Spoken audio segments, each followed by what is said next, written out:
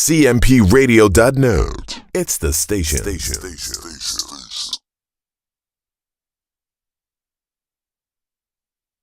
Everybody, my name is Donna, also known as Donna Janell, CEO and founder of Parenting with a Purpose.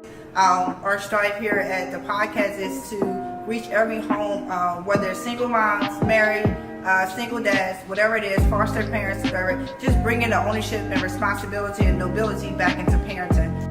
Get comfortable with uncomfortable conversations. And all parents need some help and guidance, and I'm just here to be a guide.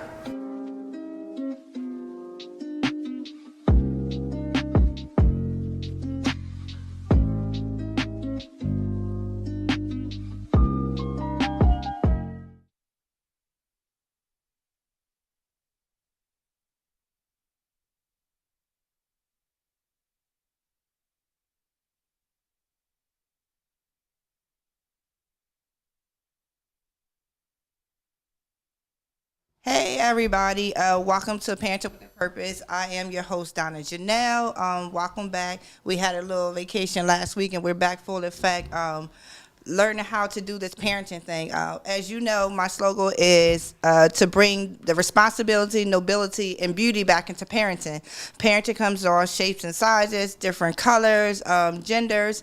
Parenting is very diverse. And then there are several parenting situations. You know, we have the single parent, we have the married parents, we have the adoptive parents, the foster parents. Parenting is pretty much a lot of things, and this show is here to show you how you could parent no matter what the situation is.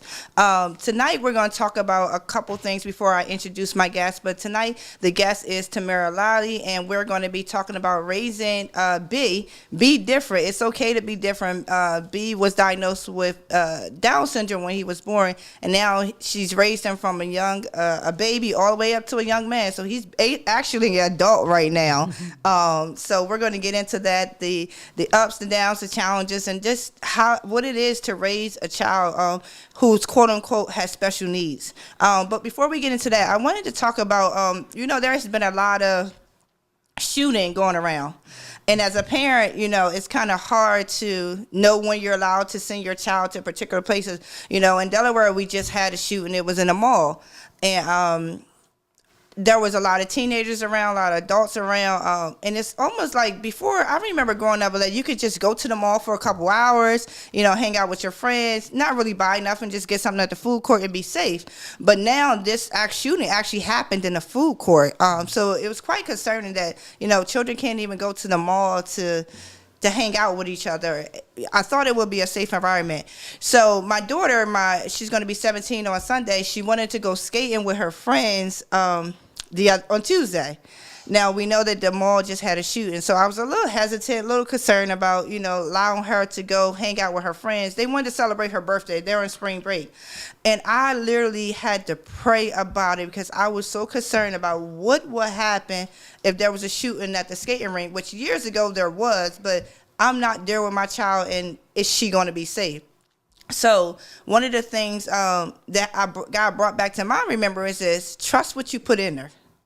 And then I kind of second that again when he said, trust what you put in there. And what I put in her is prayer and a lot of other different things. So I'm saying, well, wait, God, I don't want her to be like, yo, don't shoot nobody because God loves you. Like, I didn't want her to try to be the savior of the situation. But then I had to think about it. That's selfish for me not to want her to use what she has in order to save other people. So I think, it's kind of a thin line, and a situation I think most of us parents are dealing with. Is like, where do we let our children go? Can they go to the park? Can they go to the mall? Can they even be safe outside their own doors? And it's no longer just about city versus suburbs. It is literally everywhere that there's something happening to our children. So I don't know. For me, the key is stay prayed up. That's the only thing that I can think about. Be vigilant. And then just talk to our children about safety tips and which they should do and should not do. It's hard out here raising children in this type of climate. So I just wanted to put that bug in your ear. Like, make sure you have a conversation with your children just regarding, the summertime is coming, spring is here. They're going to want to be outside. Nobody wants to be stuck in the house. The CDC tell us that our kids need to be outside to avoid obesity, so they don't have a sedentary life. So we definitely need to make sure that these kids are being active, but we want them to be safe. All right. All right, so let's switch it. We're going to go to our guest here, Tamara Lolley. Everybody say, Tamara, say hi.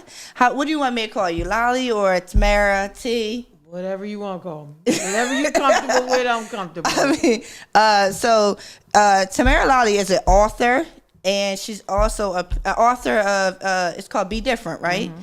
And she has her own company. And can you tell us a little about before we go, because we don't want B to be up here too long, we're going to introduce Byron. This is Mr. Be Different himself. Can you wave? Can you say hi? Hi. All right, so I'm just going to let you tell me what you do, how you do it, and then we'll start going into about raising B. Okay. What I do is I am Byron's mom.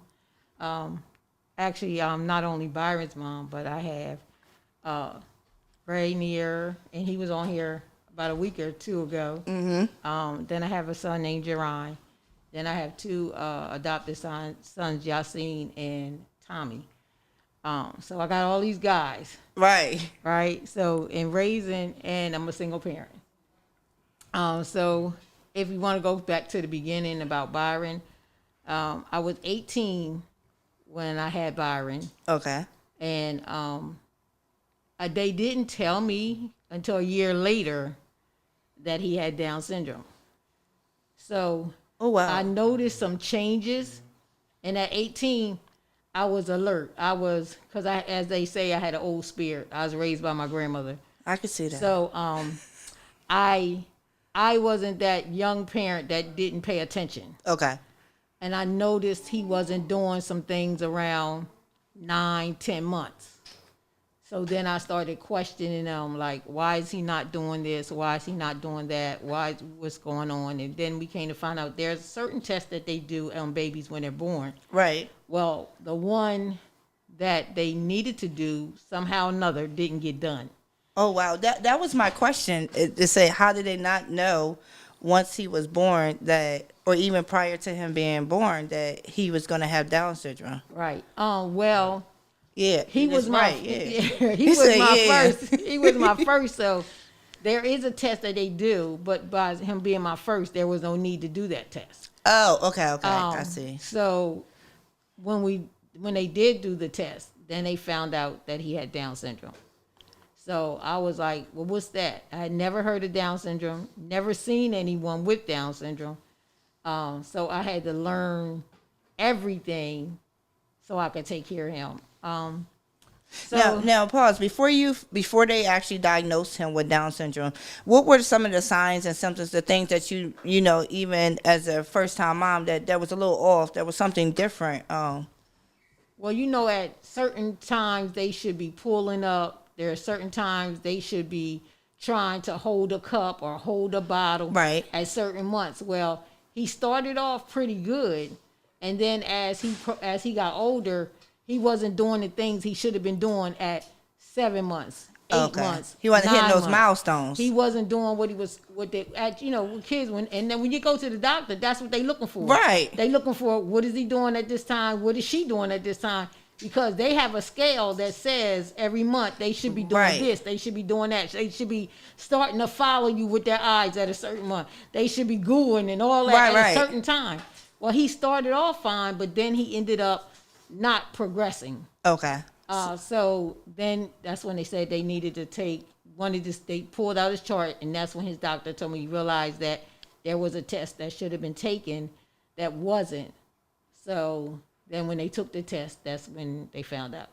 Wow. Now, prior to him getting diagnosed, because sometimes, nowadays, I think technology and medicine, most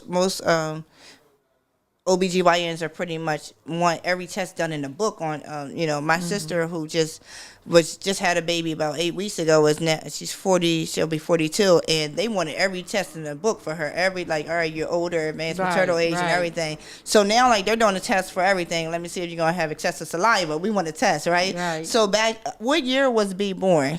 B was born 1982. 82, okay.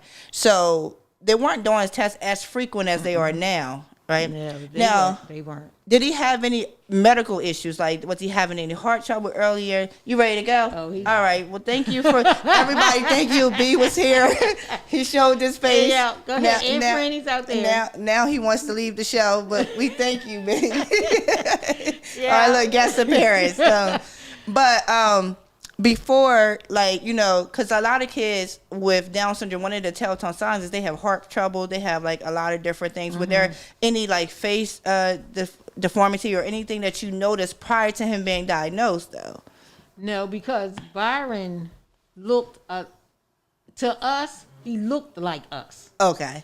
It wasn't until I was around other children that had Down syndrome that I saw the different features. They all have the slanted ears, the chinky eyes. Right. I guess he's back. Oh, you back. All right, big. And those things I didn't know. Their fingers are a little shorter.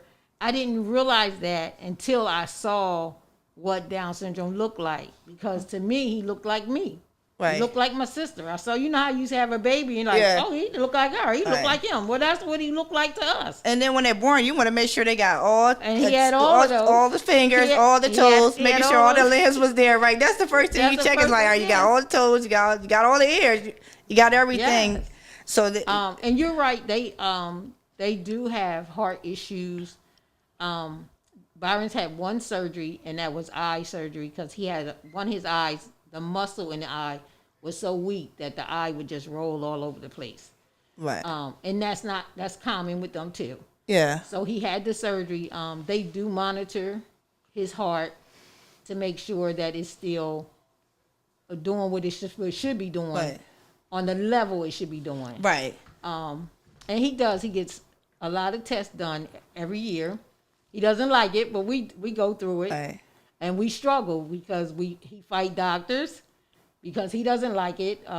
It might take 2 or 3 people to hold him down. Wow. It's a struggle sometimes. He had to get 20 teeth pulled. 20. And because they could not pull his teeth like that, they had to put him to sleep. It was like outpatient, but it was like OR outpatient. Right.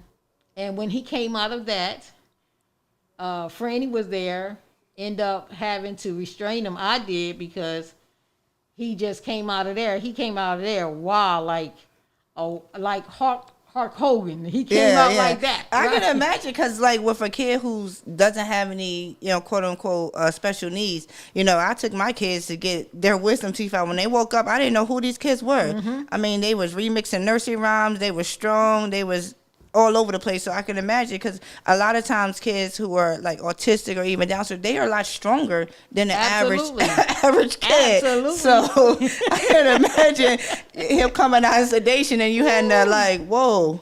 Right, because when he came out, he at first he was fine, and it seemed like I don't know what happened. Like out of nowhere, he started pulling the IV out.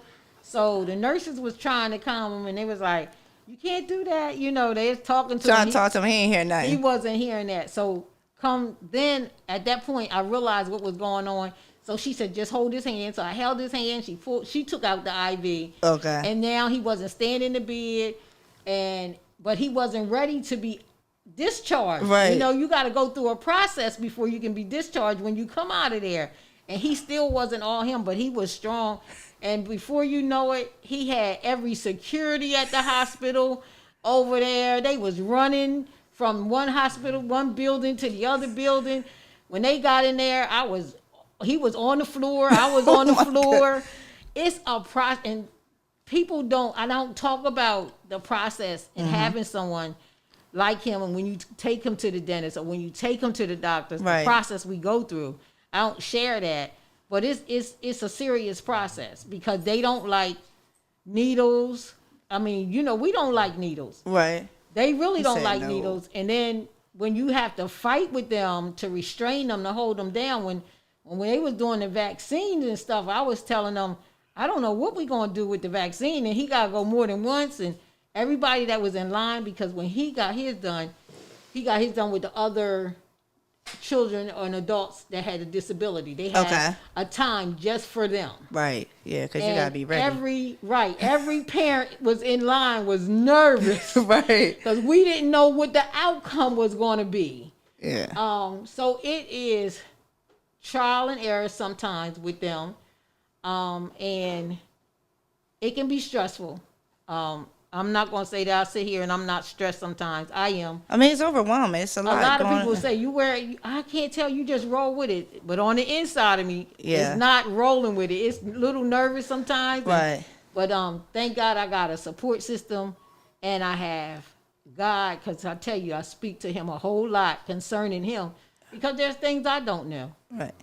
When he was born in 1982, they didn't have much to offer me. That's what I was going to say. How was it, we see where he's at now, but how was it raising him? They didn't have much to offer. I was told I would be better off with him in an institution.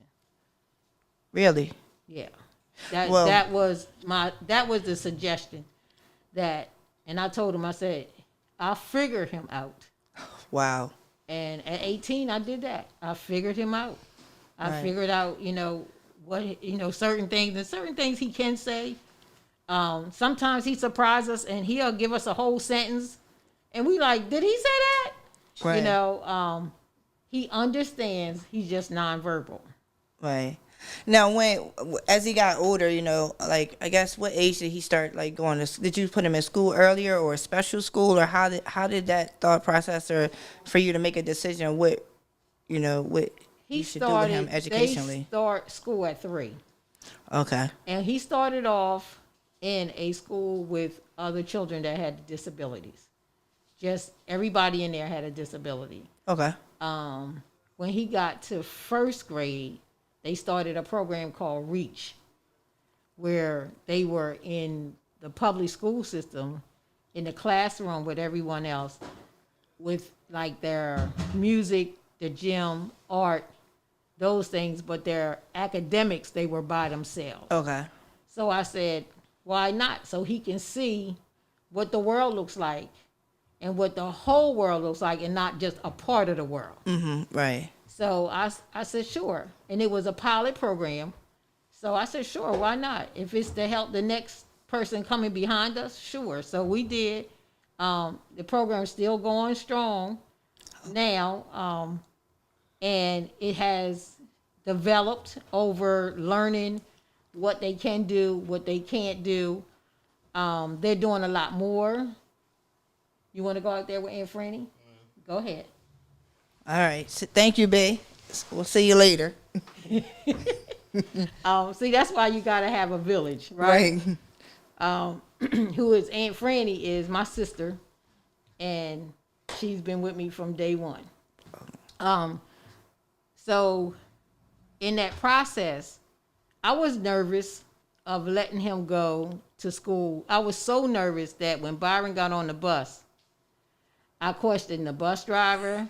I questioned the aide on the bus. And thank God he had older bus driver. He had an older bus driver and he had an older aide. Okay. But that still wasn't enough for me. Right. I was sending him out and no one really knew him but me. Mm-hmm.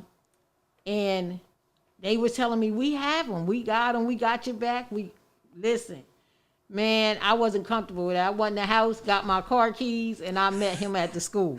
You followed the bus. I didn't follow the bus. You beat the bus there. I beat the bus there. So then he had a teacher. I just thank God for his path, because God has ordered his path, that he's had everyone that has come into his life has been a deposit in his life. All of his teachers, all of the aides, all the bus drivers, all of the bus aides, they have all been there and cared for him where I could feel comfortable. Yeah, that's good. I mean, because think about the average parent who raising pretty much, I don't believe in normal, abnormal children. I don't like that statement, but raising a child, quote unquote, normal. Nervous about sending your kids to school. Your kids can talk, they can tell you what's going on, but when you have a nonverbal child or a child that's complicated with some special needs, it's like you have to trust those people around them. Absolutely. That's that's hard. It is. And he had a teacher who was so good to him. I mean, really good. And his teacher was Miss Talbert. And she took such good care of Byron. Mm-hmm. And she wanted to take him home on the weekends. Oh, wow. And she said, not every weekend, just every other weekend. Let me just help you out. I was young, not understanding. I was like, if I can't go, he can't go. Right. But I wish I had sent him. Because when you have, I sheltered Byron. Mm-hmm. And I tell new parents now that have children with Down syndrome, don't shelter them. Right. Push them, let them go as far as they can go. I encourage that. But when I had Byron, that wasn't what I was. One, people didn't know really how to, didn't know how to deal with them, didn't know what to do. Like you said, they told you to put them in an institution. So then you I got to figure this out. So figuring out as a mom is keeping my child safe. Like, that's the number one priority is make sure that they're safe. Now, how was it, when as Byron was growing up at home and, even just like talking about feeding him, bath time, understanding what he wants, like, how did you navigate that? Well, I put him on a schedule like I did the rest of them. Okay. So that's how I did it. So the only thing was trying to figure out what he was trying to tell me. Okay. More so our daily routine. I gave him a daily routine because they need that. They learn by repetition. Mm-hmm. So we got up the same time every day. We did the same thing at the same time every day. Okay. So that way he got into what he was supposed to do. And then that's how he learned. But trying to figure out what he said, because when he does talk, it's not clear. Mm-hmm. So I would just ask him to say it again. And I knew whatever he was trying to say, it was the same word, because it would be the same exact thing, saying it over and over again. So then I started saying, okay, show me. What are you saying? Point to what you want. And then he would point. Then I would tell him what it is. Okay. And then he would try to say it. And then I would learn what he was trying to say. Okay. Because he couldn't say it all together. Now, some things he say very clear. Some things he doesn't.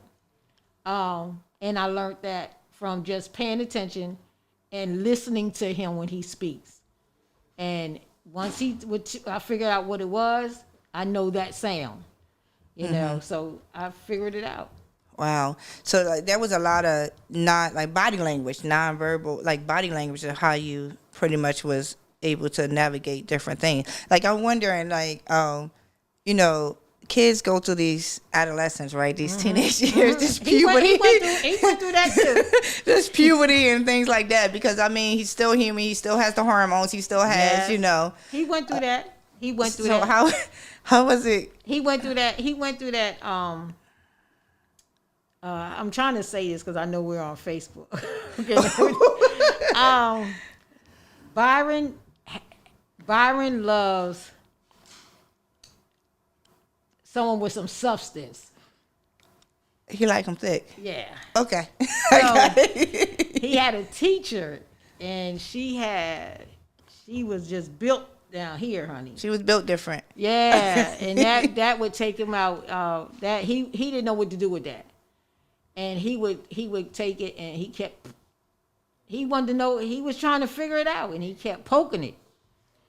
He's my only child that I had a conversation with that I needed to go to school for. Okay. Right. Because he was trying to figure it out. It was exciting to him. Right. And when we would go to the mall, if we went through lingerie and stuff, he would get so excited. I was like, okay, all right, so we won't go this way. I'll just take you another way.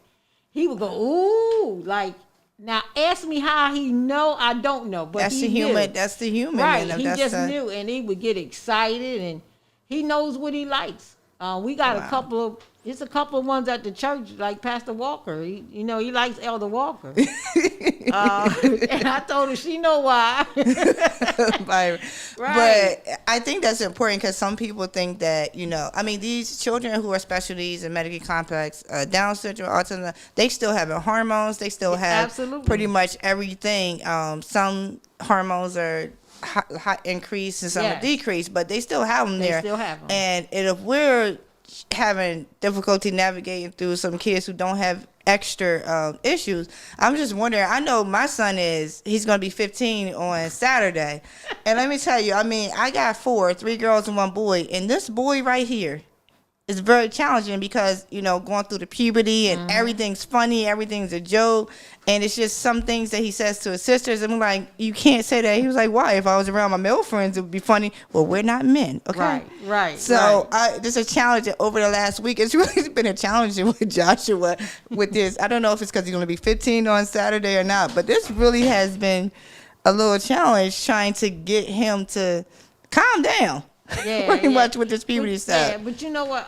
Byron's he liked what he liked, but Byron's thing was wrestling. He loved to wrestle because his dad was into it. So that is something he watched. So we had to pull back on that because he didn't understand. He thought he was playing, and he would go to school and he would pin down some of the kids, and they couldn't because he playing because that's what he watched. Right. So.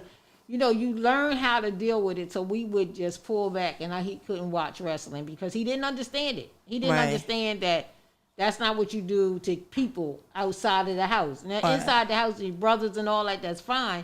But he could not distinguish. He just know I'm playing. This is what we do. And that's interesting. Actually, a lot of Down syndrome children love wrestling. They love wrestling. They love that stimulation, that hitting, that little roughness or whatever. Because they're strong. Yeah, because they're strong. They're strong. They can feel empowered. They're very strong. So you talked about a village help raising Byron because you said you were a single mom, and it's already hard being a single mom, just raising quote unquote normal children. But what other challenges and how did your village help you with Byron? They helped, like Franny. I had, like, before COVID came, he was going to Elwyn. Then COVID came, Elwyn shut down. Me working in the school system, I worked from home online, so it was good. But then when we went back into the building, Elwyn still could not get their clients into the building safely. Okay. So they took a couple in because they don't keep the mask on. They don't want the mask on. And with Byron, his ears are smaller, his nostrils are smaller, so it's difficult for them to breathe.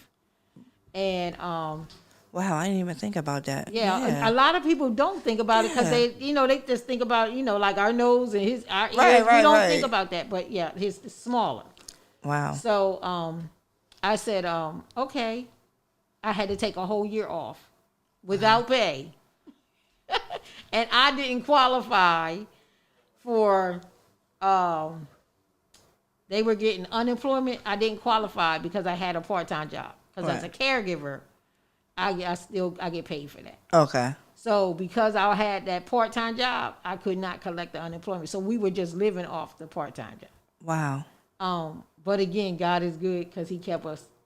And you learn to manage. You learn to make adjustments. Right. And that's what we did. So I took that year off, and Franny that was her last year working. She said she was retiring in July. She said, if you can hold out to July, I got you so you can go back to work. So when July came, she retired. So now Byron goes to Franny while I go back to work. Oh, wow. So is Elwyn still doesn't accept? They closed. They closed. They just decided not to do it at all. Yeah, because it's difficult because you can't. It was difficult. And so then, of course, we don't have that many facilities in Delaware. So I tried to get them to Easter Seal, but there was a waiting list because everybody's trying to get their children there, or here, we only had a few places. Right. So I just got a call. Now, mind you, COVID was 2020, right? Right. I just got a call a month ago about placement. Wow. So how did B handle COVID? Like, I mean, it's already COVID was a challenge for everybody. You know what? I think what the challenge for him was his routine was broken. Right. He was used to getting up, catching the paratransit, going to Elwyn, do their daily thing, because he was at the Journey program, which did a lot of social skills. Okay. They fixed up their whole second floor, and it was an apartment. So they washed dishes, they vacuumed floor, they made beds. That was what they did, and then they went out into the community so they could have their social skills developed. Okay.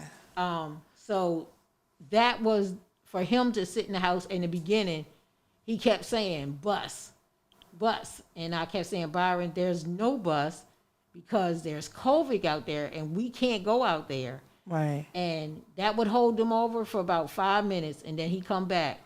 Bus. Because that was his routine. Right. We have taken him out of his routine. He did that for about 2 months. Mm-hmm. And I think after 2 months, he finally realized that there was no bus. So then he stopped asking for a bus. So we just made different routines in the house. Because he still got to stay active. Right. So I got a bike. So we on the bike. Okay. We have our little dance moments. He's a wanderer. So he walks around all the time. So I let him walk around because that's a part of the exercise. He walk up and down the steps. That's what he does all day. Because their concern was him not doing nothing. Right. And so he adjusts now. Okay. He adjusts. He knows now he's got a new schedule. But it took a while for him to realize that. And they get it.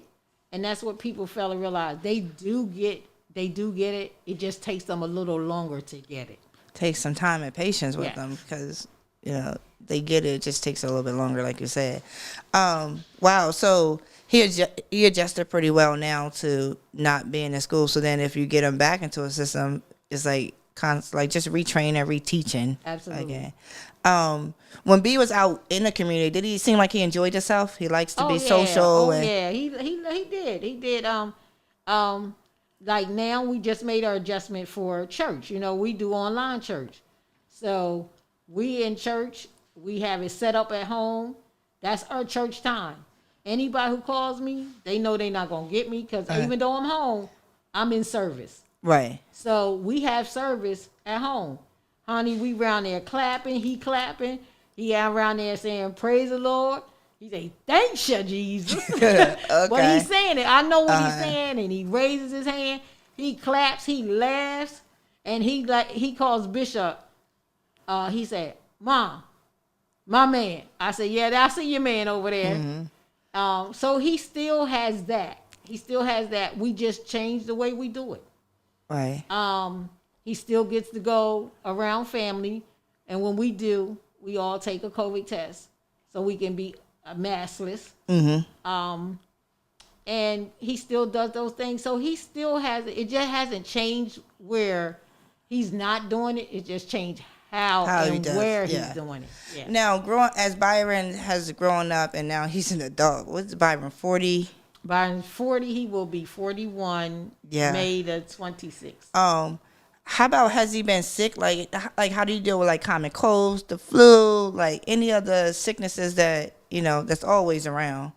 I'm up on that. Byron has not had a lot of colds. He's not been sick because I'm up on it. Mm-hmm. I just make sure, even when we were out and there was no mask, I just made sure, he weren't surrounded with folk who were sick or coughing and all that.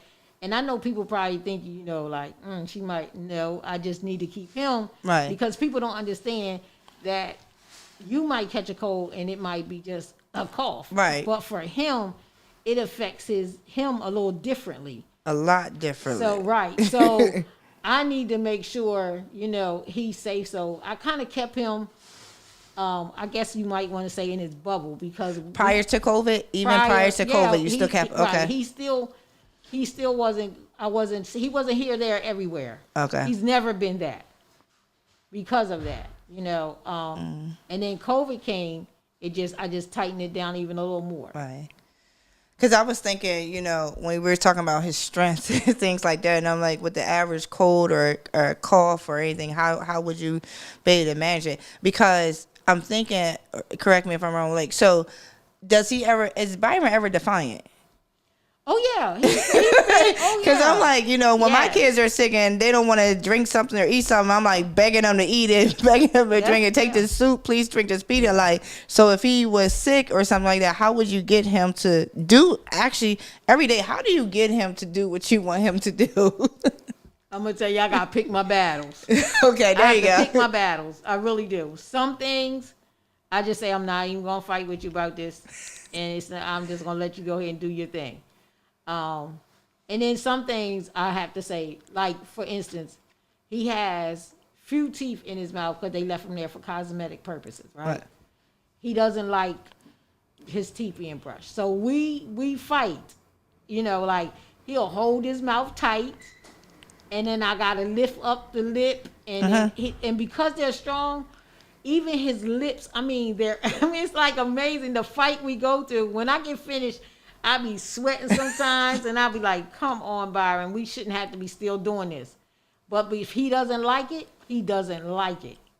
And that's what he does. So we fight every day with that. And it's not like you could put him on punishment for being disobedient. Like, listen, you go to your room because you're not doing what I say. It's just, I know it's going to be a battle. I know it's going to be 15 minutes of battle right here. Wow.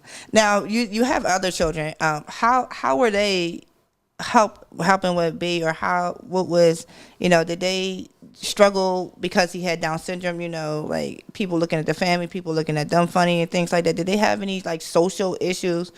None.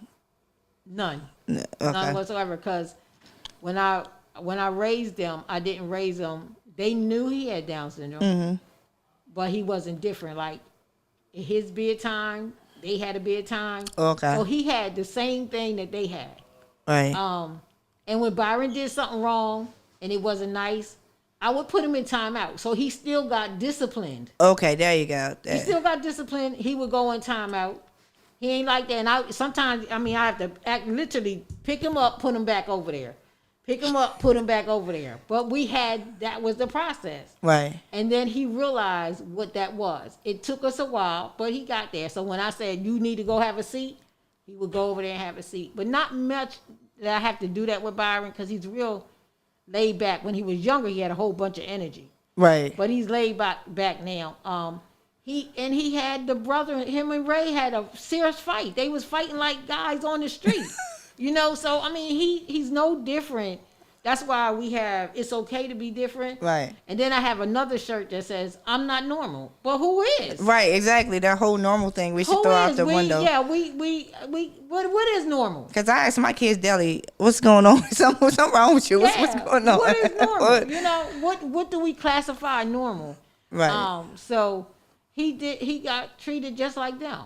I know sometimes with families who have kids that are medically complex, in the medical field we call them medically complex, or special needs, and some parents pay more attention to the special needs, like the needs. Like, for example, Joshua was born premature. He had a feeding tube. He had a lot of stuff. So early on, my goal for him was to stay alive, right? My job was making sure that he could breathe, making sure, because he had a lot of breathing issues. So I noticed that, like, when he was about 5 or 6, like, his behavior was out of control. Because I paid more attention to his disabilities and make sure that he was going to be alive versus how his behavior was. So I know for me and a lot of other parents, like, we're so focused on making sure that they're alive and that they're healthy. And sometimes we tend to forget that their behavior they still need to be disciplined. Absolutely. When Josh went to preschool, Josh was in, a medical daycare. See, he ended up going to a medical daycare since he was born until he went to first pre-K. And it's because he had a lot of medical issues, Right. and they didn't care. This boy was running around with oxygen, just acting a fool with oxygen, and the little girl had a little oxygen tank on her. They was just running around because they wanted to make sure these kids were alive, right? So then when he went into a different setting with other kids who didn't have any disabilities, he went to Kingdom Builders Love Center, right?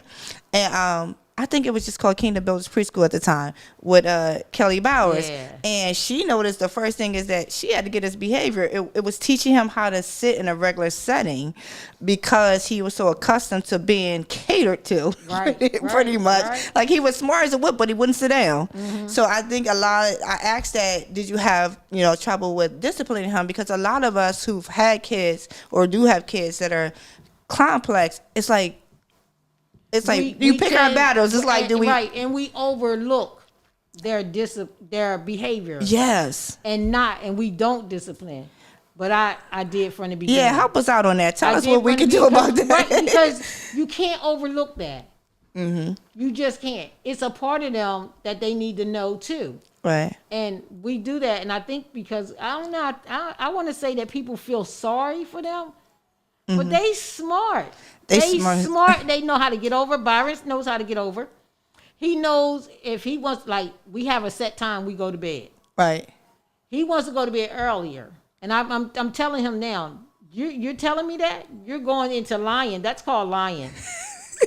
And he'll say he has to go to the bathroom. He know I'm not going to deny going to the bathroom. See, that's what I'm saying, how smart they are. He knows I'm not going to deny that. He knows.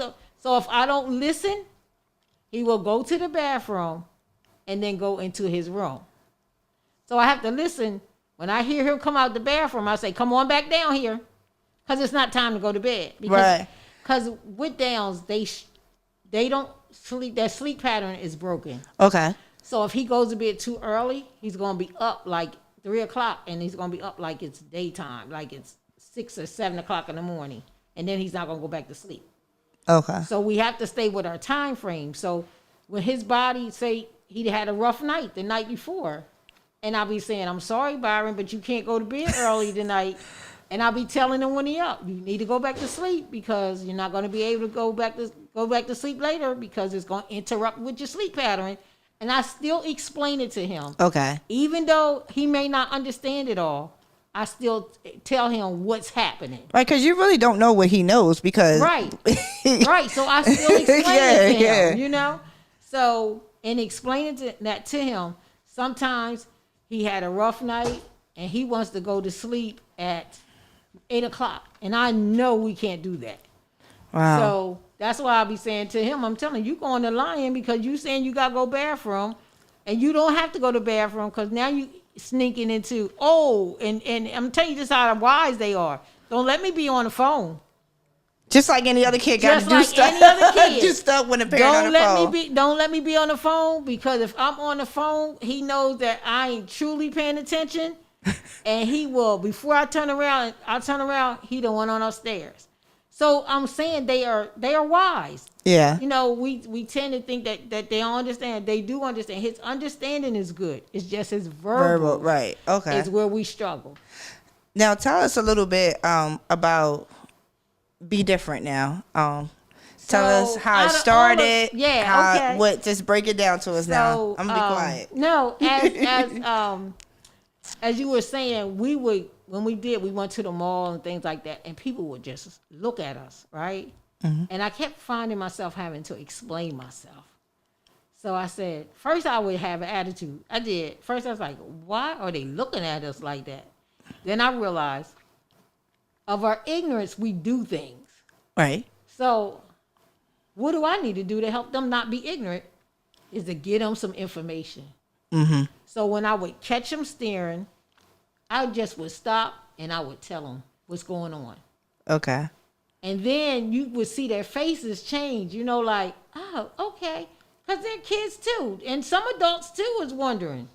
They probably was like me. I never seen someone with Down syndrome before. Right. So once we started doing that, and then a friend of mine, this was, probably 15 years ago, she prophesied and said, there's a book in you. I said, okay. And I really thought that, you know, she was not She was crying for lying or something like that. Yeah, because I tried to write a book and I couldn't write nothing. So then years went by and I started working for Girl Scouts. And we would do Rock Your Socks. We got a part, but then we became a part of the Down Syndrome Association of Delaware. Okay. And on March the 21st, we wear mismatched socks. I wear mismatched socks every day. Because you're different. Yeah, because I'm different. Yeah. And so on that day, it's to bring awareness to Down syndrome. Right. So it's a national day. And so we sell socks, a pair of mismatched socks for $2. It goes to our association because they have them in other states. So other states are doing it too on that same day. And I was at Girl Scouts and I had brought Byron to Girl Scouts that day to teach the kids about being different. Okay. So I said, I need a book. So I started looking online and trying to get a book and see if I could find one. And I only found 2. And I said, okay, I'm going to use this. And that teacher had said to me, she said, these books are nice. She said, where's yours? Wow. And I said, I don't have no book. She said, won't you just pray on it? And I said, okay. And I dismissed it for about a week. And then a week later, the Holy Spirit said, you remember that book? I said, is this the book she was talking about, God? I'm having a conversation in the car. I said, am I supposed to write a book? And I got the yes, you are. This is the book. And I said, well, where do I start? I didn't know what to do. It wasn't a desire of mine to write no book. And I said, where do I start? I didn't know who to talk to or anything. And I just started writing stuff on the paper. And then I wrote it down, and then I said, Arshay, can you proof this? She said, I'm not no proofreader. I said, but can you just proof it? She said, I'll do my best. And she did it. And then I was talking to somebody, and they was like, oh, I can help you with that. And so they helped me with this. It just came along. And my sister, she said, oh, I got a friend that she does that. She illustrates. She does that. So I talked to her, and it was in my budget, because to write a book and to get it published and all that, it costs some money. Right. More than I ever thought. So everyone that I worked with gave me a payment plan that I could afford. They asked me, what can you afford? Right. Can you show us on the screen with the book, the first book? Because you got 2, because you got another one. Yep, you can just hold it up on the screen like this. Okay. This is Be Different. So this one's called #Be Different. And this is all about Byron. It's all about our lifestyle from the beginning and stuff like that. He didn't stay in the house. It wasn't like, if I'm going somewhere, you stay home. Oh, you took him everywhere. No. I take my Because there's a part in here, we went to Dorney Park every year. Byron went to Dorney Park every year too. Right. And what I like, as you're flipping through the pages, Lolley, what I'm liking about it is that it's a black boy. It's a brown boy. And a lot of times when we see books on, there's not really a lot of books on Down syndrome, or so say, but they're always a different color. There's never really any brown kids. And actually, African Americans are one of the highest for Down syndrome. I looked that up. Yeah, when I went there and I was like, oh my God, it's a lot of us. I thought it was just me by myself, right? Yeah. But no, and that was what the teacher said at Miss Faison. That's what she had told me. She said, these books are nice, but if our babies can see themselves in the books, what would it do for them? And I thought about it. And then as I started doing research, that when you find yourself in a book, it really does increase your knowledge. It increases your awareness. And it even gives you a desire to want to read it. Right. So I was like, okay. So I just started reading. I started writing, and it's just about Byron. That's pretty cool. Yeah, it's I talked about it in the beginning. When he got diagnosis, we was at the doctor's office, and how we were told what it is. I explained what it is to the kids, so the kids can know. I like how you got the chromosomes. Okay. Yes. And then I talk about on the bus, there were some times and we didn't always have it easy.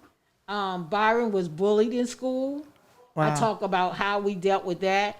And then one thing again, like I said, when you have a lack of knowledge, you be taught. So after we start teaching other kids, then other kids started protecting them, and they would say, no, let me help you. He has Down syndrome, and they would explain it to them. And once you explain it to them, and they understood, he became their friend. Byron he would be leaving for the bus, and everybody on the neighborhood talking about, see you, Byron. Now, what else is that you got there before we go? I want to make sure they get everything you got. And then the second book we wrote, I thought I was only going to do one, but the second book is called #Raise Your Hand. And this was when they struggle in school sometimes, and they don't want to raise their hand because they are ashamed to raise their hand. And this book encourages them to raise their hand, but they also have some friends. And Byron has, we have felt pocket friends. Oh, and wow. The felt pocket friends are in this book, and they are encouragers to Byron to raise his hand so that, and tell him not to be ashamed to raise his hand. And they're in this book. Oh, wow. And then to keep all your stuff together, the pins and all that. Right. Then we have pouches, and on the pouches it says #BeDifferent, and it has Manny and Mia is who I call them. But when people order these, then they get them, and they get to name them themselves, their own. And what we found out that we forgot to do. Everything is technology now. So our babies are not dreaming anymore. Right. We're not in that era to when we came up, there was Barbie, and you had that imagination. You used your imagination. Right. You would have a whole scene. I remember in Barbie, man, we would get up, get dressed. I was cooking breakfast and getting the kids ready in Barbie, and then they got to go to school, and I got to go to work, and we lost that. And our kids don't dream, so the felt pocket friends causes our children to use their imagination. Wow, I like that because we're so keen on technology now, virtual reality and all that, even though that's messing up the brainwaves, but that's another story there. We're going to talk about this imaging and virtual reality and these games, these roadblocks and all those things that's really messing up our children's brain. That's going to be another topic, you guys, because that's deep. It is. But like you said, their imagination is not as broad and wide as it used to be. Like you said, I remember having like this crazy imagination, but now it's like you ain't even got to imagine things. We live in such an instant gratification world that you ain't even gotta imagine. You speak a thing and then something pop up on the screen. Like you talking to somebody else and your phone done showed you an ad or something. You like, how you on my business? Yeah. But anyway. But those who created things were dreamers. Right. They used their imagination. So you still need that. You still need that because something else needs to be developed. Something else needs to be made. Something else needs to be designed. And where does that come from? It comes from... And it only can come from a human. Right. Right. So we can't lose that. And we have we've lost that because our babies are not reading. Right. They're not reading. And they don't, like you said, they don't see yourself. So all the books that we have, they get to see themselves in the book. And I like your slogan. It's okay to be different. Now we're running out of time here, but I do want people to be able to connect with you because you have such a powerful business, a powerful message. You know, it's okay to be different. How do people, because I know that you go to schools, you go to different events, and you and B are out reading in the community and things like that. Yeah, we do in the summertime when the weather's getting well and we can do it outside. I do B, and like today, he doesn't stay long, so if I have to do something inside, we do it quick because so we do the preschools, we do them.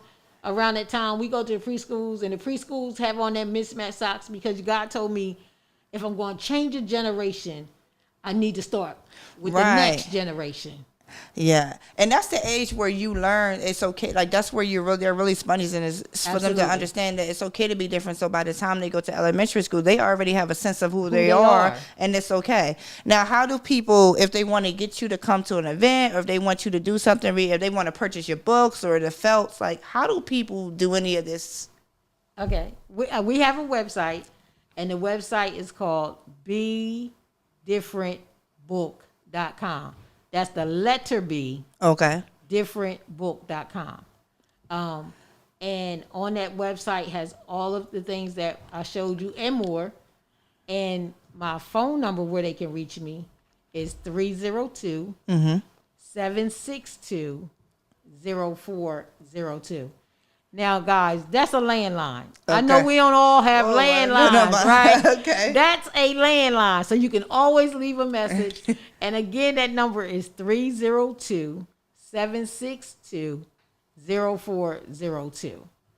And I also have an email, and the email address is I have two of them, Tamara Lolley at gmail.com. That's TAMARA LOLLEY at gmail.com, or bedifferentbook@gmail.com.